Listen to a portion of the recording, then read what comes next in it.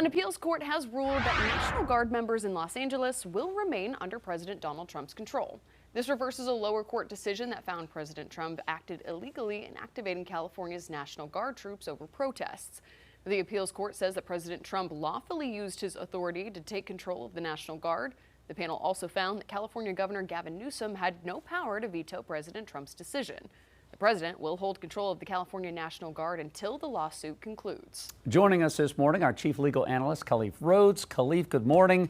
So let's start at the beginning here. What's the law that gives the president the power to be able to federalize and use the National Guard when he wants? And then where was it in this case where the judge says, this is why it works here?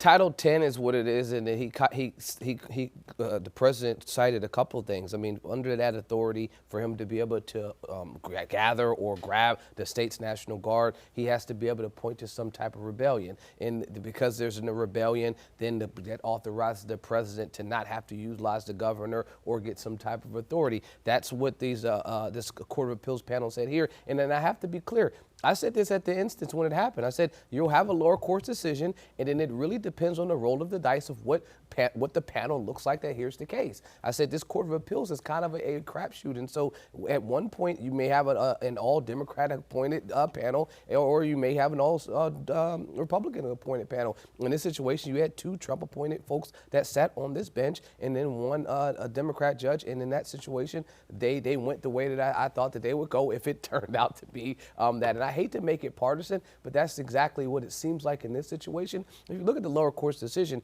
it was 100% based in that Title 10 specifically that there has to be a rebellion, and there was no showing of a rebellion. Flip to the Court of Appeals, these judges said that there was a clear showing of a rebellion.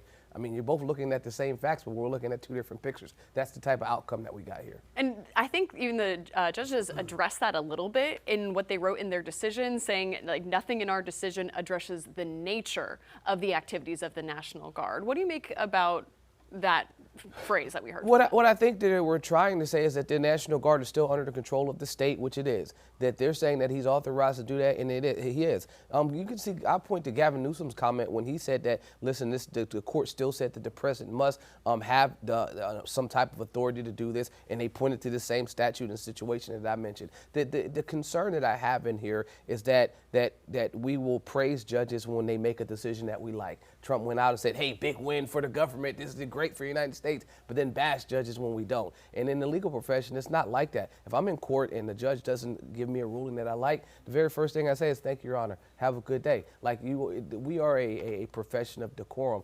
Am I happy with it? Am I appreciative? Am I like clapping that they ruled against me? No, but it's this level of like just respect and candor towards the court that I wish it would occur even when they rule against them. So if this is the end of where this decision is for now, does that set any kind of precedent for if this were to ever happen in the Carolinas and a future president? We know that they're going to be able to trump whatever the local authority wishes. Great question. I mean, I don't think Governor Newsom wants to continue going forward with this because I think ultimately, and I mentioned this at the beginning, is that I think that if this goes to the Supreme Court, they clearly ruled the way that this Court of Appeals ruled. So I think it would be a waste of resources, time, energy, and effort to go that route. I think it'll be 6-3, clear decision based on party lines. But if you're saying, does this set precedent, this is more like a law school type of question. It wouldn't be precedent because it's that Court of Appeals in that region. Each region has its own Court of Appeals. We'd have our own here in the fourth, right? But what I would say is that it would be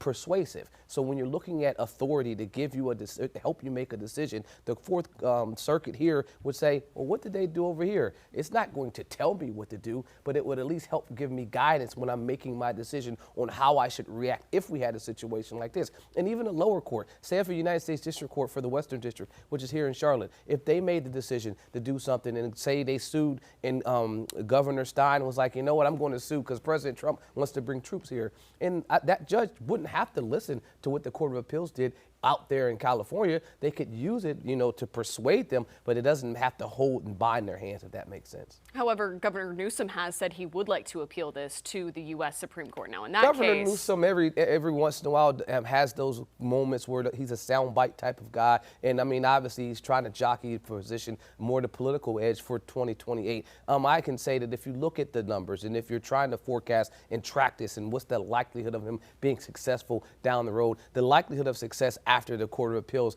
it has been diminished. I mean, your best chance of having a decision would have been at the Court of Appeals with a panel that was probably more Democratic sitting. If you didn't get that type of panel, you're not going to get a better luck up the street in D.C. I don't think that happens.